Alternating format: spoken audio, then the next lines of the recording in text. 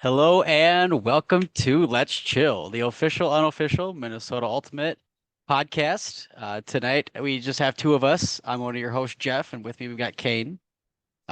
Jay is out today. So we're just gonna get right into it. Big weekend of professional ultimate behind us.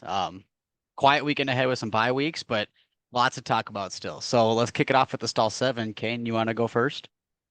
Yeah, so like we said yesterday was the first game of the wind chill season. Um, One player that made a debut as the first time ever playing in a professional game is actually on my community frisbee league that I played a game with today, the day after yesterday's game. Can you name this player? Okay, I know you've actually told me this little fun fact, and I'm kicking myself. I want to say it's like, is it Tanner Barkus? No. So Tanner Barkus and I. So the answer is Cameron Lacey. Okay, okay. Cameron Lacey, shout out. We gotta get Cam if you're listening, get on the pod. Um, but Tanner Barkus and I, we actually did warm-ups at tryouts. So that was it was Nice. kind of a trick question. It was I played with a couple of the guys, but Okay. Nice. That's pretty sweet. I've got one for you, Ken, I guess. Um, so Marco Dregny had an insane game with his 2023 debut. He scored 5 goals and had something like 440 receiving yards. So the question is, how many goals total did he score last season?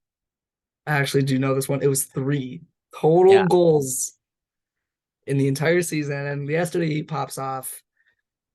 Incredible performance yesterday. I don't even have words for it. it was so cool to see, and like I didn't get to catch the whole game, but yeah, like just to look at that stat sheet and see, and like his receiving yards too. He had like 440. Last year Yeah. he had like 220. Like Mm, double his receiving yards in a single game. So yeah. pretty great. Um, and so yeah, we want you just want to get into the windshield game then. We'll cover the windshield game. We'll get into strike after that. Yeah, for sure. Um, that was a fun one to watch, I think. I missed Minnesota Frisbee. I It was nice to just like be able to see the guys get out there and watch it again.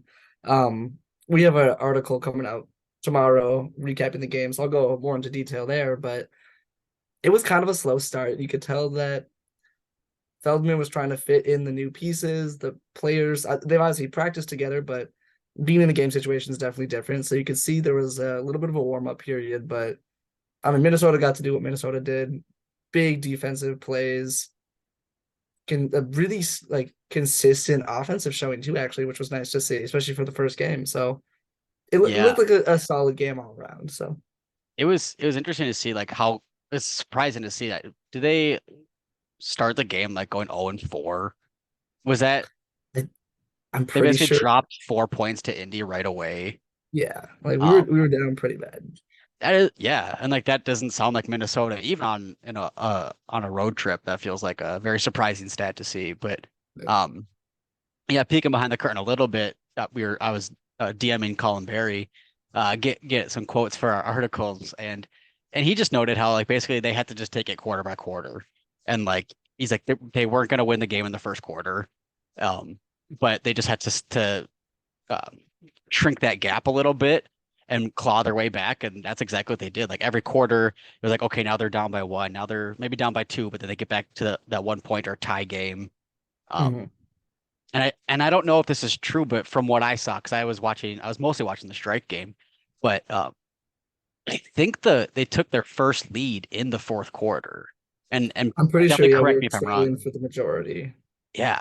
We Yeah, might if we they, might have tied it up throughout like the second and third, but right.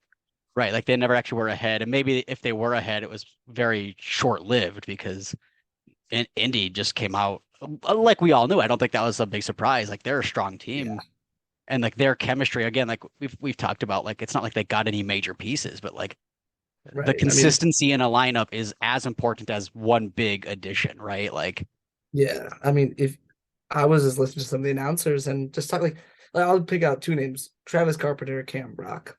yeah, I mean, both of those guys have been playing. Like they said, Travis Carpenter has been playing since he was 18 years old. I found out yesterday. That's And insane. it's been 10 years. So he's, 28 now. He's been doing this for a good chunk of his life. And you Hmm. get Cam Brock in there, people like Xavier Payne, like guys who have been on this team and who we've seen make a giant impact, who, hold all these records the past few years. Like that's a tough team to go up against just because of like the roster consistency and the And pure chemistry. experience, yeah. Right. Uh, it was really interesting. Like, I feel like Indy was doing Indy things, which is good and bad to say. Like, you got Cam Brock, yeah. Like, I think he led the team in goals as normal. Like, he leads the league in goals.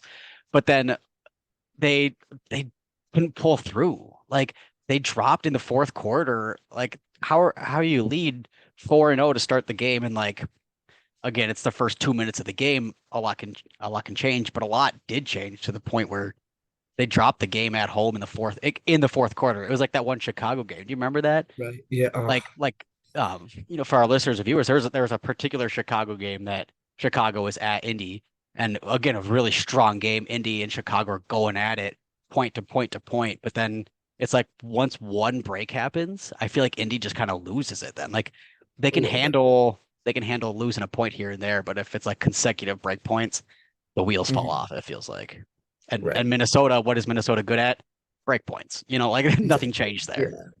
Yeah. I think Indy is one of those teams where they're very difficult to get stopped once they get the momentum going. It's really hard to Yep. shut them down, but once you do, they can't pick it back up again. I feel like if they have a strong start, like we saw, they got through the first 3.5 quarters really strong, and we like Hmm. really had to fight to get tied, even like you said. But then, like, yeah, once we got that lead, it's kind of just all over. So Yeah, exactly.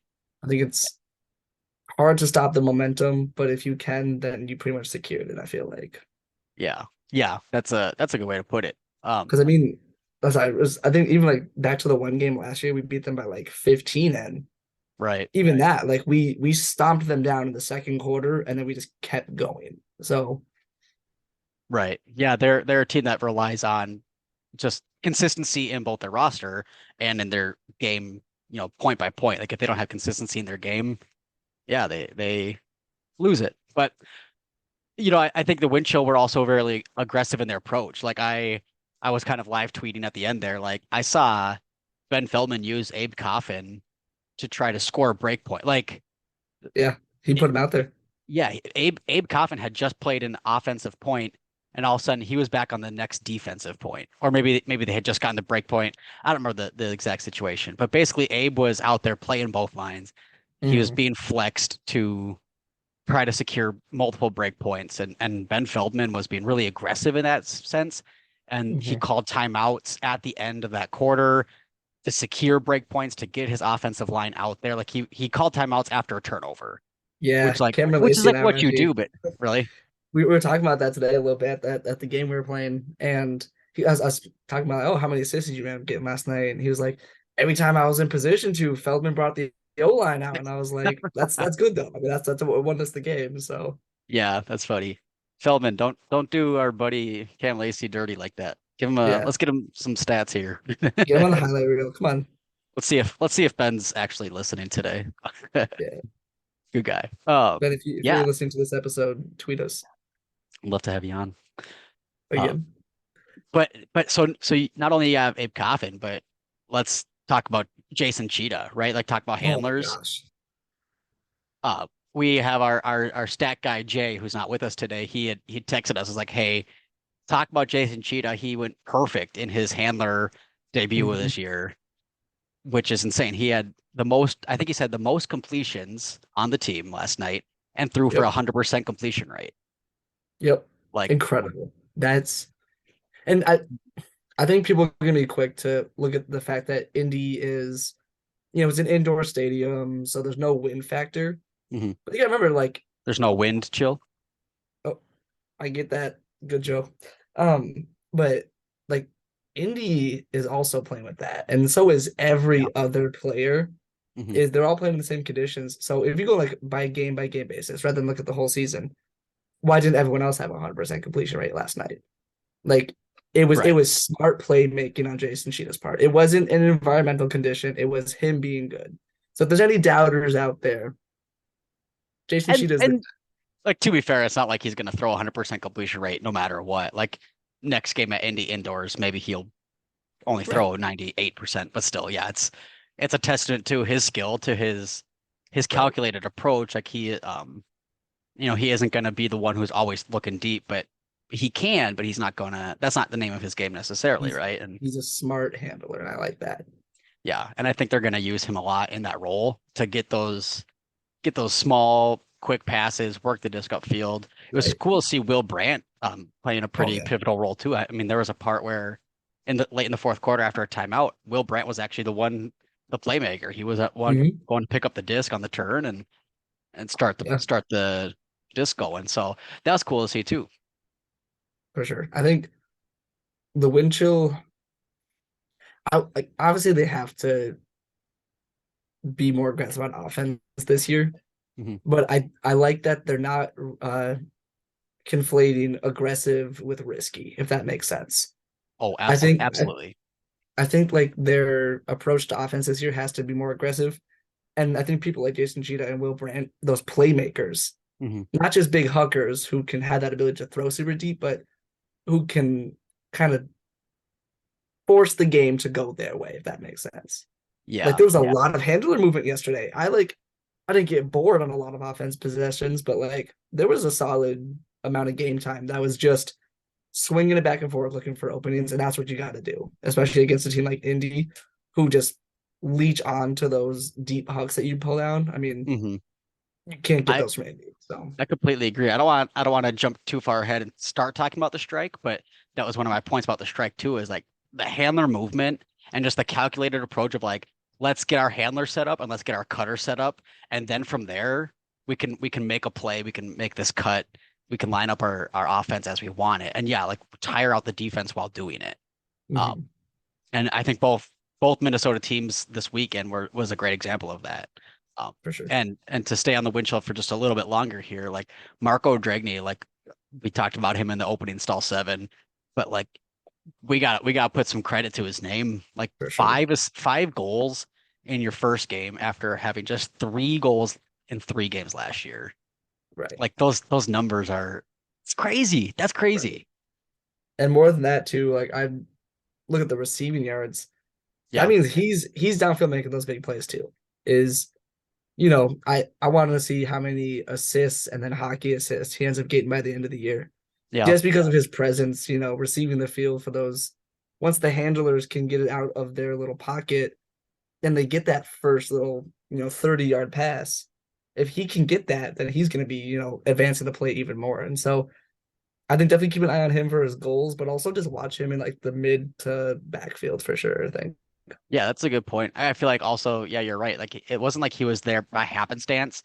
Like he got 5 goals, but he had 40 receiving yards because they just kind of had to throw it in. Like 400 receiving yards means he was down there, he was making Right. plays, he was making cuts to get open for these guys. So yeah, yeah, definitely want to watch him develop this season. And Marco, if you're listening, man, definitely love to Get in have the you on. pod. We need to get your thoughts here. Get him on the pod. For those of you guys who don't know, follow along on home. If you don't want to go back and watch every single podcast, we want to get everybody on the podcast. Everyone's on. In fact, my fantasy ultimate team name is Get Them on the Pod. We got to get some vets on the pod. We might have a vet coming to join our podcast in the next couple weeks here. So stay tuned for that. But anything else on the wind chill? Because I'm like itching to talk about the strike. What else you got to say Mhm. I'll about the say wind one chill? last final like Yeah. thought, and I'll go more in depth in the article I write. I think that we have a really good roster of playmakers Hmm. on all sides of the disc this year. I think there's a lot of potential to see this team. It's gonna be a battle for sure. I think yesterday was kind of a I think we can expect a lot of those games this season. Yeah. But once you saw Minnesota get into their stride a little bit, I think there's a lot of playmakers. I think we have a really solid chance, and it's fun to watch Minnesota play again. Yeah. And honestly, it's never bad to have a close game like that. It humbles you a Oh little yeah, bit, right? And it yeah, lights the fire under their butt that for sure. these teams are not going to be an easy dub. So Especially against Indy. Oh, I love the Indy games. Those are fun to watch. yeah, definitely something to watch all season long. Yeah. But All right. in other news, we got the strike game, and Oh my if gosh. you're listening and watching, if you didn't watch the strike game, you need to go back onto YouTube. The Premier Ultimate League streams these games on their YouTube channel. This game was insane. Spoiler alert, they won 18 to 17 in Yep. overtime. It was. My heart, it was so stupid how fast my heart was beating. I didn't actually take my heart rate, but I was probably like 200. Like Yeah. it was crazy. So, It was. It's one of those like with those stereotype like on the edge of your seats. I was at work watching the game, mhm. and I was literally like, wait, I can't do that right now. I need to finish this point. Like, Yeah, yeah. We were watching a movie and I had the game on too. Like Saturday movie night. And right. it was like the last quarter was like the last 2 minutes and I was like, hang on, we gotta pause this movie. I've got to watch this out. I've got to close it Yeah. out. And they played it down. Then there was an injury. Like we had like the strike had scored a point to basically bring them ahead. It was like, oh, they're gonna win. But then there was an injury call, and so the point got overturned, and then the other team got the disc, and I was like, oh my gosh, like what just happened? Uh, and this block, there's like 35 seconds left on the clock, and Emma Peasley, she tips it enough that the disc wobbles and it goes onto the ground. So the strike get the disc with 30 seconds left, and it's a tie game. And it's like all they have to do is hold it because I mean, obviously you'd want to score, but all they have to do is hold it and they force overtime. And that's pretty much what they do. They try to score and they don't score. They go into overtime. And with like 2 minutes into overtime, they score, they run out the clock and they win. But like for those the overtime was like my heart was pumping. The beginning of the game, like they were kind of it was almost the indie game opposite, where like the strike were doing strike things of like they Mhm. were scoring break points, their defense was on point, their offensive cuts were just and like their handlers. Oh my gosh, we need to talk about their Yeah. handlers Well, too. that's a whole podcast by itself at this point.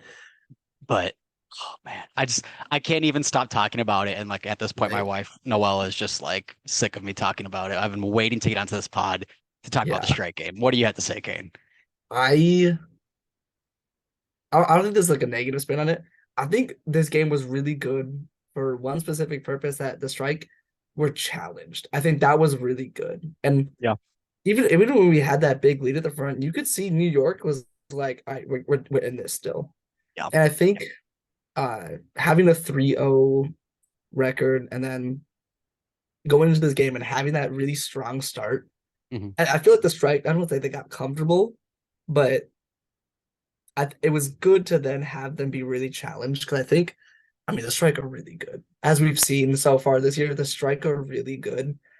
And I'm glad that against another good team, a team that can, make a comeback, Hmm. we can handle that pressure. And that's a lot of teams can't handle that pressure. I mean, look at Minnesota wind chill. Right. I mean, Well, how many yeah, times it's have we lost to Chicago all of a sudden by 6 because we were up by 4 in yeah. the playoffs? I mean, this was a good game to have, I That's think. true. Well, and like I said about the wind chill, like it's good to kind of humble yourself and get that fire lit under you to force you to be better. Because if your opponent is better, like you have to play better, and that's exactly what Mhm. the strike did. Like there was, I, I hate to like keep bringing her up, but she's just so good. It's hard not to. Is Robin Fennig like there are plenty of other handlers, and I've got a list of their names. We'll absolutely talk about them, but there were multiple points in the game where Robin Fennig threw a hammer that was like it felt risky, but it didn't. Like it was so precise and Mhm. no one was guarding the cutter or the cutter was fast enough. Like Jane Cook, Oh my stupid gosh. good. Like you throw a hammer to Jane Cook, she catches it. You don't even have Yeah. to ask yourself. Like Yeah. I mean, and they're most of the cutters in this team, if not all of them, are just yeah, like they get to the space you need them to. Like, yeah. Like you can trust your cutters to get there. And I think that's what I think the handlers are more confident in themselves because their cutters are confident too. Like absolutely. uh um I don't know what I was gonna say. There was like a specific instance, but like Sarah Mextroth also just like can find the space as a cutter and a handler, which is just as huge. Right. Uh, it's been really cool to watch, and the commentators at the game were talking about how Robin may have kind of influenced them with her hammers they said Right. like hammers aren't super prevalent in the PUL, but especially among like the strike team and Mhm. the but the team has been taking those risks, making those bigger throws. Oh yeah, They're getting this to cutters in a whole bunch of different ways, including the hammer, and it's absolutely. paying Yeah. off for them. Yeah. You want to talk about playmakers? I mean, those two, Robin Fennig and Sarah Maxtroff. I mean, like you said, how many times have we seen Maxtroff just like dominate the field? Just get Yeah. out there, and then within three throws, two of which she throws, one of which she catches. I mean, she's doing everything to Yeah. just clear the field for the strike to do what they need to do. I Mhm. mean, it's obviously like especially with ultimate, it's so hard to give, each individual play, like put it on the back of one person. But I mean, Mextroth has shown time and time again that when you need a big playmaker, Mhm. she can come out there, she can make those plays, she can clear the field, position the players she needs to. It's incredible. Just like watch her field awareness and just how she can just play with defenses. She plays with them. I think field awareness is a really good way to put just like the entire strike team. Like again, we're talking like Steph Wood is also a cutter who has just like kind of all of a sudden been on my radar of like, oh yeah, we're always talking about Jane Cook, but like you can't sleep on Steph Wood. Alicia Carr is also like a handler who has just been increasingly influential Right. with getting these points and just working the disc downfield. And just the way like so we are talking about the wind chill too, but like the strike, the way their handlers work, P- defense in PUL is way tighter. It's much more competitive. It really And is. and so that forces the handlers to move that disc around, to work among each other. Again, set up your cutters, set up that big play, and the striker just executing every throw, even every swing pass is like very calculated. You know Yeah. who they're looking for, what role they're going to play, and who they're going to throw it to next. So that means once Right. you throw it, you know where you're going next. Like, Right. I think the strike also just have such a good like team synergy, I think is the right way to put it. Because I mm, mean, like we've said on this one episode alone, and we have a ton more names on this list and stat sheets that we haven't even like said yet. Because every single player on this roster just does what they need to do, like yeah. every single play, and it's incredible. And just like the amount of times where a line goes out there and you look at the lineup and you're just like, oh, this is a great line. And then the Mhm. next line goes out and you're like, this is a great line. And it's just like because no matter what player is out in the field, you know that, like you said, like they know what they have to do. Each player fills a part on the team, and just like watching them work it down the field, it's effortless. It looks like. Not to say that just I mean, obviously like they're They're putting incredibly in the talented, work. Yeah. hardworking people. It is not easy, obviously, but like they make it look easy. Yeah. Yeah. That's it's so cool to see. And like I was watching, I had my eye on Rachel Johnson too, because every week they do like a social media takeover the Yeah. strike on the strike account. So if you guys are following the strike, or if you're not on Instagram, check them out because it's really cool. You get to kind of know the players. A lot of them do like ask me anything questionnaires. And so I'm always like, just like, what do you do to warm up, or what's your warm up song, or why is your number blah blah blah. So this week was Rachel Johnson, a handler, incredibly talented, and so I like to kind of follow along who's doing that social media takeover and then see how they perform in the game. Just kind of a fun thing. Helps me get to know the players a little better. And she also was a player who like I think made a quieter impact this game in particular, but Mhm. still an impact that was like without her in the lineup, the team would have functioned differently. Like she Right. got those continuation cuts. She was able to get the disc to the big playmakers, Right. and like yeah, like I think again, it's just like everyone has their role, and if it's the role might change per game. Like Rachel Johnson, I Oh think yeah. last week, I think she had way more assists, but like again, without her in the lineup this week it could have gone a different way. So it was For really sure. cool to see that. Right. Yeah. The whole strike roster to me just feels like they know what they need to do. If that Yeah. makes like I don't think there's ever a time where they go on the field and they're like, "Ooh, how are we gonna get this point? Like, how are we gonna approach this?" Like they know going into every single point. Whenever a line gets out there, they have their game plan. Mhm. They go into it with confidence and they execute every single time. So I think the striker, I'm saying right now, all the way for sure. I Easy. I'm right there with you. Like I don't want to be that guy who says it, but like Right. It they're looks they're good. 4-0 with 2 games left.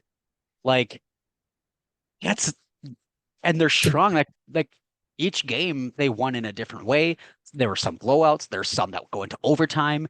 Like they have all this experience now with these last 4 games that, and you don't have to have a perfect record to go all the way. So like if they Yeah. lose one, they'll learn from that too, and they're learning Right. as they win. Yeah. I Yeah, think it's fun. they're very adaptive this season, it feels like. I think Hmm.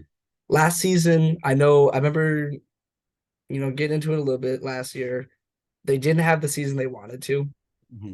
Last season was and you could tell going into this year, they felt a little scorned and they felt a little like we're gonna get it. And then just seeing all the work that they've put in to get to this place, and it's like, yeah, I see why they're 4-0. Is because like they want it. And that's what makes the difference.